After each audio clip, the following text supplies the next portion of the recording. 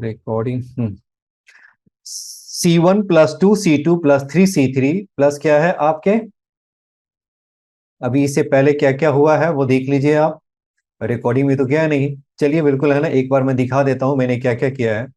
एक आपको binomial theorem है ना, ये तो हो चुका था पिछली क्लास में। पहला पेज ये है, और ये आप क्या हो गया, प्रूफ करना है। सेकंड ये है, और इसका थर्ड ये है। अब ये क्या है, हम इसे प्रूफ कर रहे हैं फर्स्ट को कैलकुलस मेथड से। अब दोनों साइड मैंने डिफरेंशिएट कर दिया एक्स के रिस्पेक्ट में, ये आपका आ गया। अब नेक्स्ट देखिए, अब ये देखो यहां जी बिल्कुल है ना, डिफरेंशिएट किया, डिफरेंशिएशन आपको समझ में आ रहा है ना। हाँ अजी जी किसी सर। को प्रॉब्लम तो नहीं है? हेलो गुरजास, प्रॉब्लम तो नहीं है, समझ में आ रहा है ना आपको? अब आपको करना क्या है, यहां पे पुट करना है x इज इक्वल 1। देखिए आ गया result, x is equal 1 put कीजिए तो क्या होगा, n इंटू 2 की पावर n-1। ये क्या हो गया, x के प्लेस पे 1 डालेंगे तो क्या हो गया, nc1। फिर क्या होगा, x के जगह पे 1 डालेंगे तो क्या हो गया, nc2। यानी 2 इंटू क्या हो गया, nc2 हो गया। यहां देखिए x के प्लेस पे 1 डालेंगे तो 3 इंटू क्या हो गया, nc3 हो गया। फिर यहाँ पे x के प्लेस पे 1 डालेंगे तो ये हो गया आपका n इंटू NCN हो गया। देखिए यही प्रूव करना था ना, यही है ना।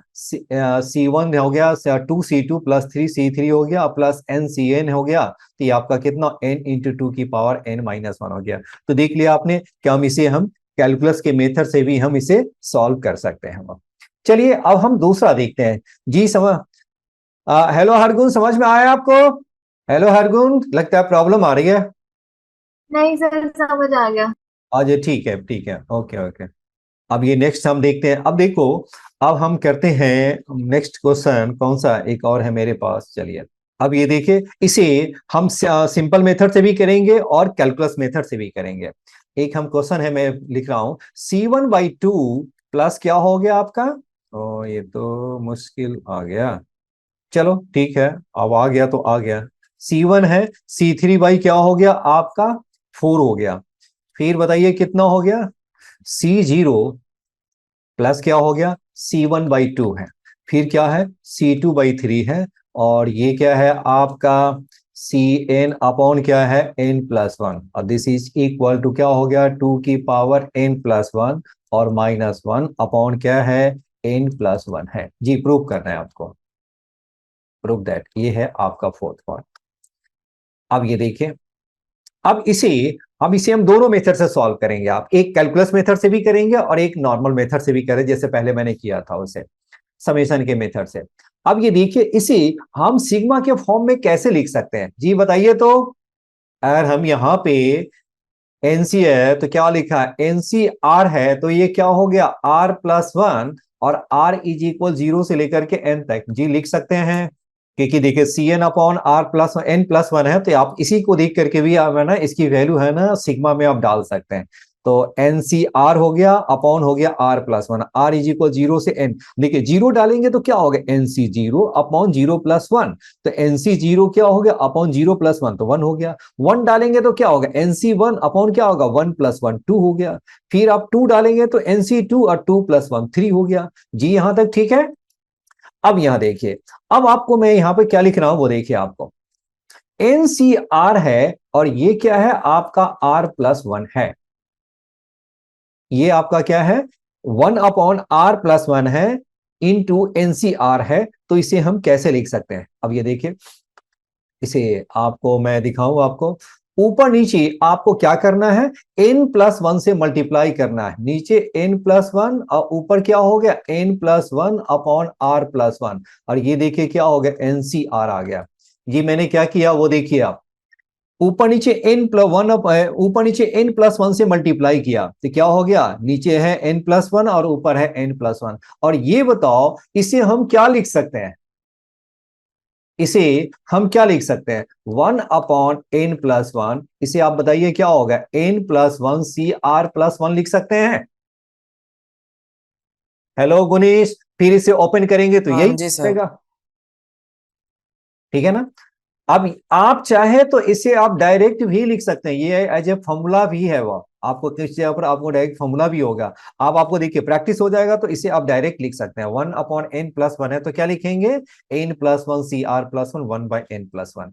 तो ये आपका आ गया। अब ये देखिए इसके जगह पे मैंने क्या लिखा, इसके जगह पर मैंने आप मुझे ये लिख देना है। तो ये क्या हो गया आपका, ये मैंने लिखा 1/n+1 सिग्मा क्या हो गया n+1 CR+1, और ये क्या होगा R इज इक्वल,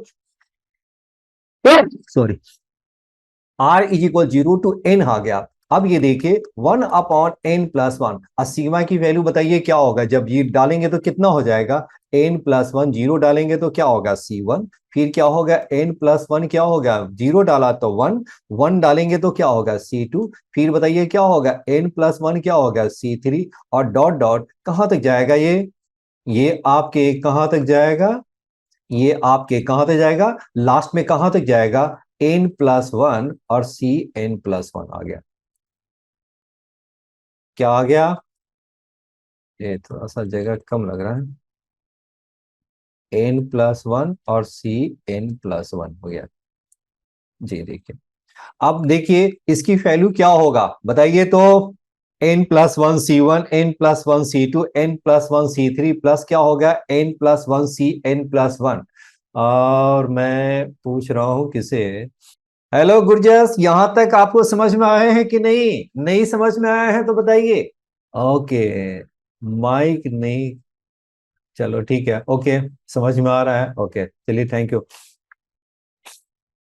और अब मैं उनसे पूछता हूं क्या नाम है, हेलो गुरकस, बताइए तो आप क्या होगा इसका रिजल्ट।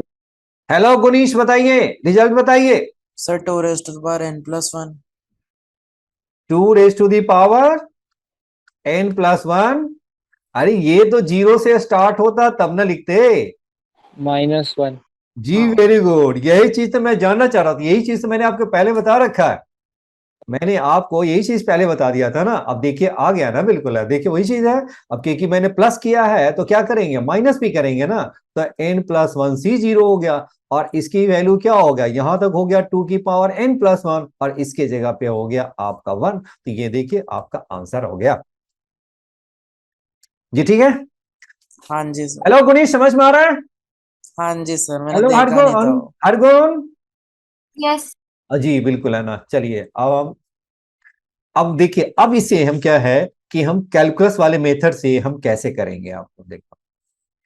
अब दूसरा देखिए, हम टफ वाले भी जाएंगे, मैं थोड़ा सा इजी वाला थोड़ा मैं पहले कर लिया ना। अब ये देखिए इसी का हम सेकेंड मेथड देखिए, फोर्थ का हो गया सेकेंड मेथड।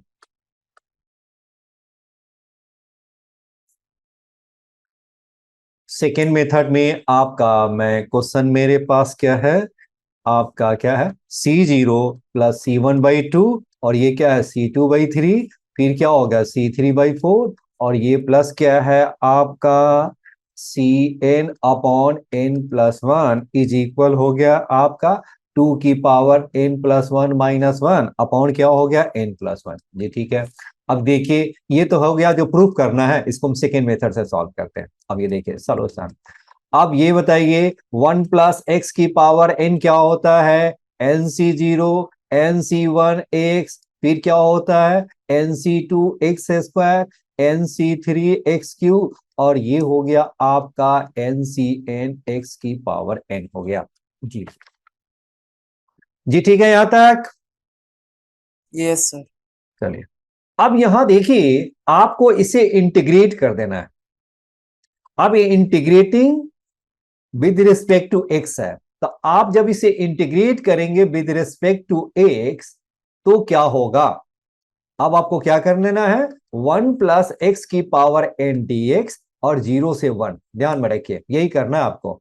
क्या हो गया, इसी को 0 to 1 nc0, फिर क्या होगा nc1x, और ये क्या है nc2x², और ये क्या है आपका nc3x3, और ये है आपका ncnx⁴n, और ये लिमिट कहां से कहां तक है आपका 0 से 1 है, और ये आपका है dx।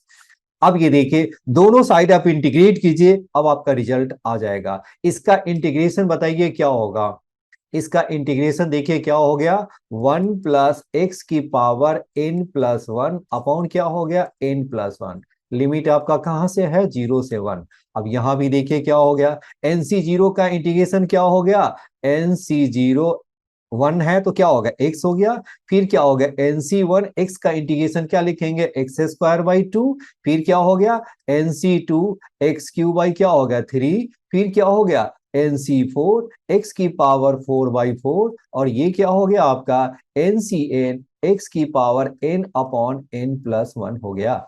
जी देखिए, और इसका लिमिट बताइए कहां से कहां तक है, इसका लिमिट है 0 से लेकर के 1 तक, 0 से लेकर के 1 तक। अब इसका देखिए, इसका रिजल्ट क्या आएगा, 1 डालेंगे तो क्या होगा, 1 प्लस 1 तो क्या होगा, 2 की पावर n प्लस 1।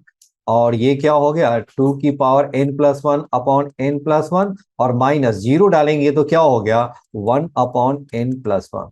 और यहां डालिए कितना हो जाएगा, 1 डालेंगे तो क्या हो जाएगा आपका, NC0। फिर क्या होगा, NC1/2 हो गया। फिर बताइए कितना हो गया, x के प्लेस पे 1 डालना है, ये आपका कितना हो गया, NC2/3 हो गया, क्योंकि x के प्लेस पे 1 डालना है। फिर क्या हो गया, NC4 इंटू क्या हो गया, 1/4 हो गया। और ऐसे ही चलते जाएगा, NCn अपॉन क्या हो गया, n प्लस, एक चीज गलत तो नहीं हो गया, 4 में ये 3 है ना आपका, एक मिस्टेक, हाँ आ गया, 3 है ना इसमें, मैंने अच्छा अच्छा 3 मैंने तो लिखना ही भूल गया ना, 3 है, NC3 है ना। और x4 क्या होगा, 4, तो ये हो गया NC3। चलिए अब आपका आ गया बिल्कुल, 2 है, 3 है, 1 है, ठीक है जी, ठीक है। और जब हम -0 करेंगे तो क्या करेंगे, लोअर लिमिट डालेंगे तो x के प्लेस पे 0, फिर ये भी 0, फिर ये भी 0, ये सब 0 0 क्या हो जाएगा, माइनस वाला आपका 0 हो जाएगा। अब ये देखिए मेरा रिजल्ट क्या आ गया आपका, 2 की पावर n प्लस 1 -1 अपॉन क्या हो गया, n प्लस 1। देखिए NC0, NC1/2, NC2/3, फिर क्या हो गया, NC3/4 और dot dot dot NCn/n plus 1। देखिए यही प्रूफ करना था ना, ये देखिए ये प्रूफ हुआ आपका। जी समझ में आया इंटीग्रेशन का मेथड। हाँ जी सर। अब देखो, अब कहां पे इंटीग्रेट करना है, कहां पे डिफरेंशिएट करना है, ये भी देखिए। कहां पे इंटीग्रेट करना, जब नीचे आपका क्या हो गया, डिवीजन में चल रहा है, तो वहां पे आपको क्या है, इंटीग्रेट करना है।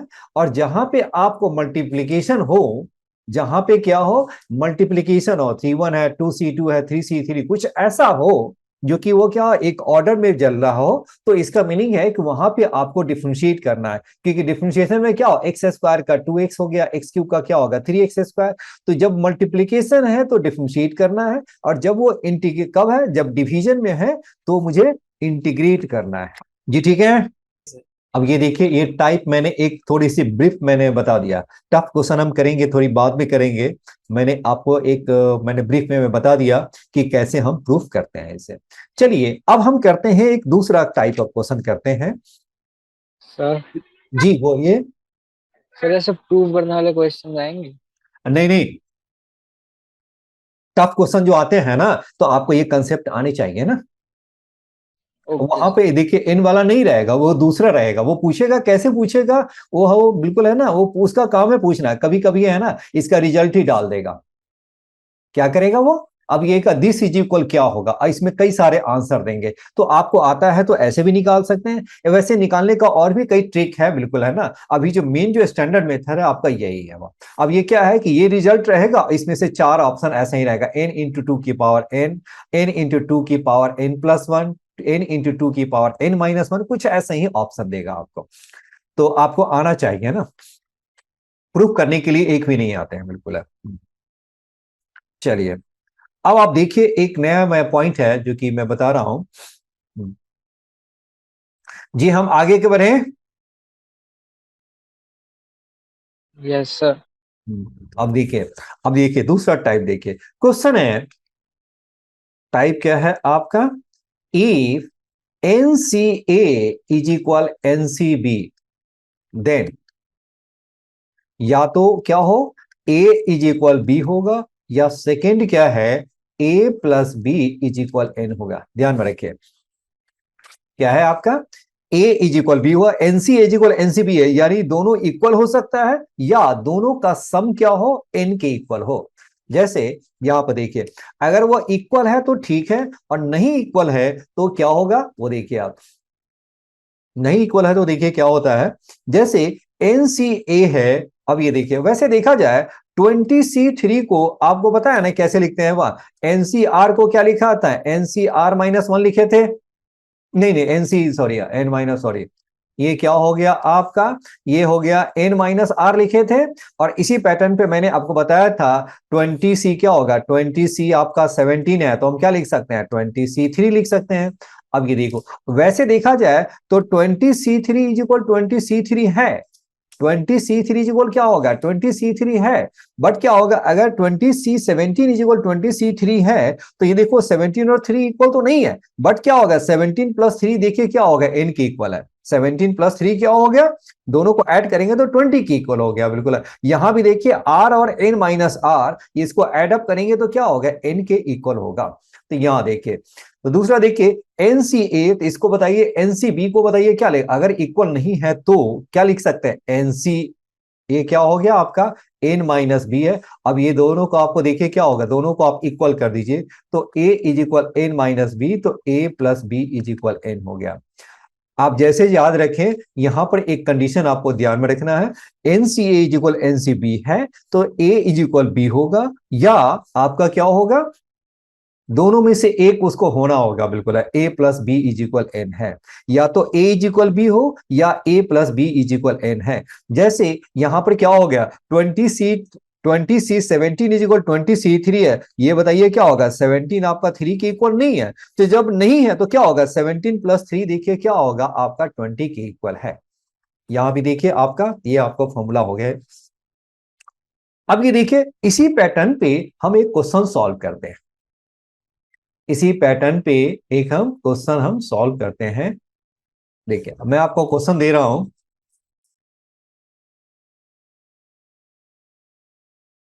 ये इंपॉर्टेंट है आपके।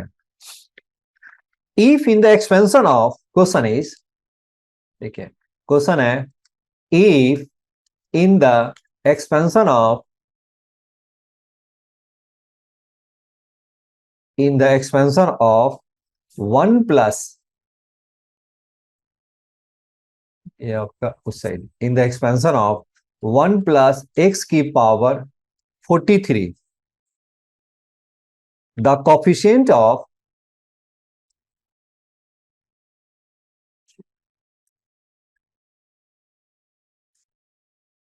the coefficient of 2r plus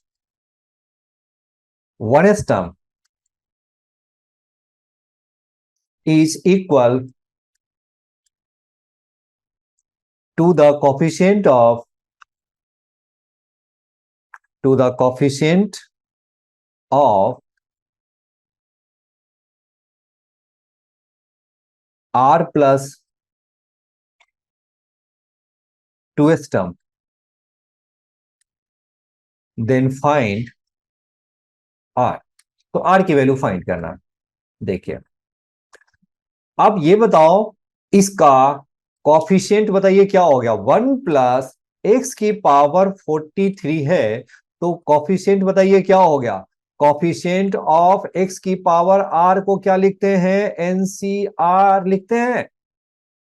याद है आपको, 1 प्लस एक्स की पावर n है, तो कॉफिशिएंट ऑफ एक्स की पावर आर को क्या लिखा था आपने, NCR लिखे थे, याद है। Yes sir. जी, अब ये बताइए कॉफिशिएंट ऑफ एक्स की पावर आर है। अब ये मैं आपसे ये पूछूं तो देयरफॉर कॉफिशिएंट ऑफ किसका, 2r प्लस 1, बताइए क्या लिखेंगे, 2r प्लस 1 इस टर्म का, नहीं ये टर्म है आपका, तो कॉफिशिएंट ऑफ 2r प्लस 1 इस टर्म, इसका मीनिंग बताइए क्या हो गया, 2r प्लस 1 इस टर्म यानी क्या हो गया, t 2r प्लस 1 इस टर्म का कॉफिशिएंट, तो बताइए क्या लिखेंगे इसे, ये आपका कितना हो गया, NC2r होगा, नहीं हाँ जी आता सर।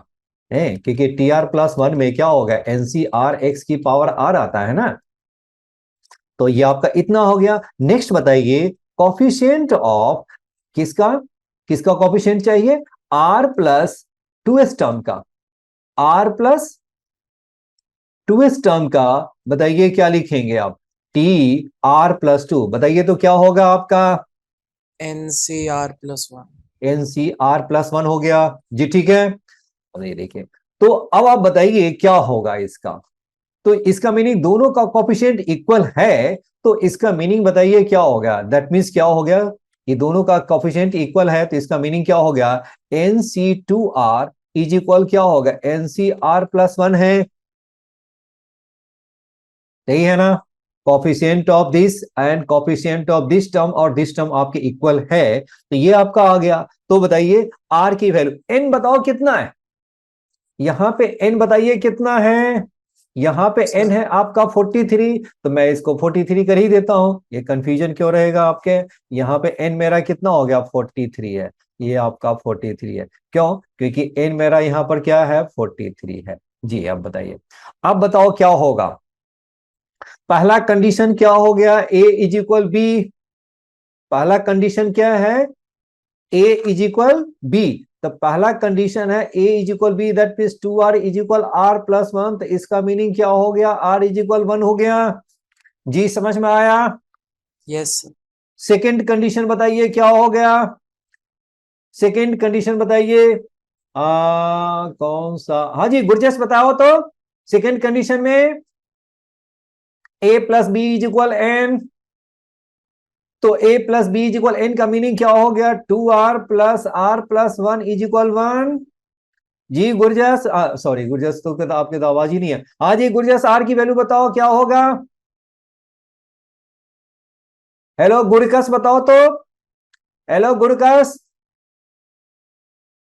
हेलो गुरकस मेरी आवाज आ रही है आपको, हाँ जी ठीक है। आंसर तो बोलिए, यस सर से बात नहीं बनेगी बिल्कुल, है ना, आंसर तो बताओ, आर की 14 वैल्यू तो सर। बोलो, आंसर बोलिए सर 14। जी, बिल्कुल है, सही आपका हो गया, ये हो गया 2। अब देखो a plus B is equal क्या होगा, a plus B is equal आपका हो गया n, तो देखिए तो आपका क्या होगा 2r, r plus 1 is equal 43 हो गया, तो ये आपका कितना होगा 3r इज इक्वल क्या हो गया, 3r इज इक्वल 42, और ये r की वैल्यू क्या हो गया, r मेरा क्या हो गया 14, दिस इज माई आंसर जी। जी ठीक है हाँ जी जी, ठीक है। हाँ अब आपसे कुछ बातें करनी है ना, अब ये बताइए, डेली क्लास रखनी है मुझे, क्योंकि मुझे है ना, मतलब ये है कि कोर्स को फिनिश ही नहीं करना है, फॉर्मेलिटी नहीं निभानी है, मुझे कोर्स को बहुत अच्छी तरह फिनिश कराना है, जिसमें क्या है कि हम तो कंसेप्ट भी देंगे, कुछ प्रैक्टिस भी करेंगे, और पीवाई की जो है जेई मेन और एडवांस का, जेई मेन और एडवांस के सारे क्वेश्चन मुझे करवाने हैं आपसे।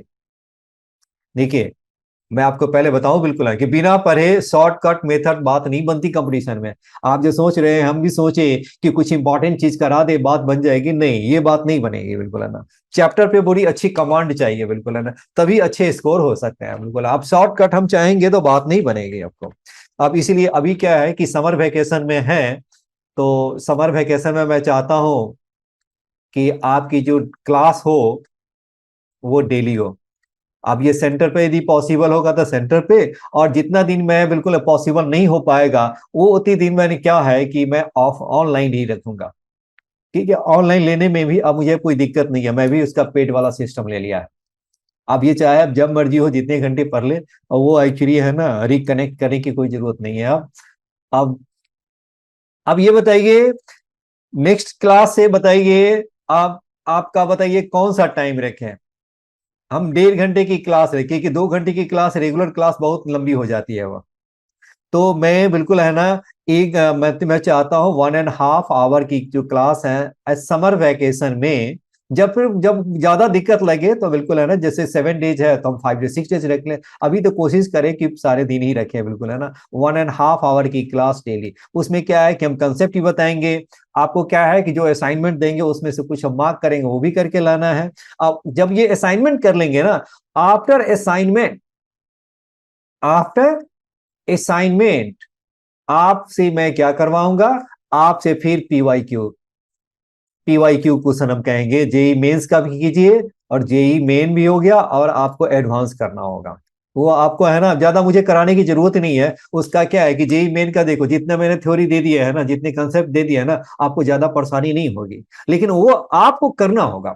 अब इसमें क्या है कि जेई मेन और एडवांस के क्वेश्चन है, टफ टफ क्वेश्चन हम यहाँ करेंगे, बाकी क्वेश्चन आप घर पे कर लीजिएगा, धीरे धीरे हो जाएंगे आपको। डेली पढ़ने की हैबिट डालिए, कुछ न कुछ है ना वो पढ़ने की हैबिट डालिए। जी बताइए नेक्स्ट क्लास बताइए मैं कौन सी टाइम में रखूं, बिल्कुल है या टू 8:30 टू 10 रखूं। आज तो वैसे ही मैंने मैंने रखा कि ताकि हम लोग कई रोज से मैं सोच रहा था कि आपका बिल्कुल है ना मैं क्लास रखूं, लेकिन वो सर के साथ मेरे टाइमिंग बन नहीं रहा है थे वो।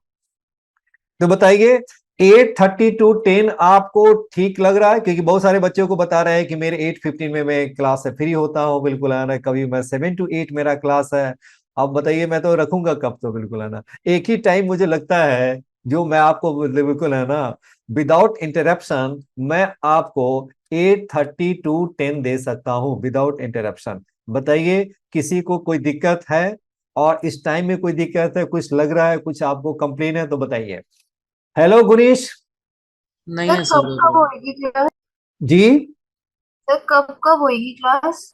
डेली, एवरीडे, समर वेकेशन तक। समर वेकेशन जब तक देखो, समर वेकेशन में तो आप भी पढ़ सकती है, मैं भी पढ़ा सकता हूँ। बाद में क्या है कि वो आपको टाइम नहीं मिलेगा। अभी है टाइम है तो मैं चाहता हूं कि आप थोड़ी फायदा उठा ले, मैं आपको करा देता हूँ। क्योंकि कोर्स जितना जल्दी फिनिश हो जाएगा फिर मैं रिवीजन भी कराऊंगा आपको। तो फिर रिवीजन कराएंगे तो और अच्छा रहेगा। देखो रिवीजन में ये नहीं कराऊंगा भी खाली होता ना टफ टफ क्वेश्चंस करेंगे, तो मैं चाहता हूँ कोर्स है ना फटाफट जरा फिनिश हो जाए मेरा, ताकि रिवीजन में अच्छी तरह कराऊं, फिर आपको लगेगा मैथ्स ही, बिल्कुल लगेगा कि मैथ्स ही बहुत अच्छा लगेगा आपको। तो आप लोग कोई दिक्कत हो तो बताइए, बिल्कुल यार।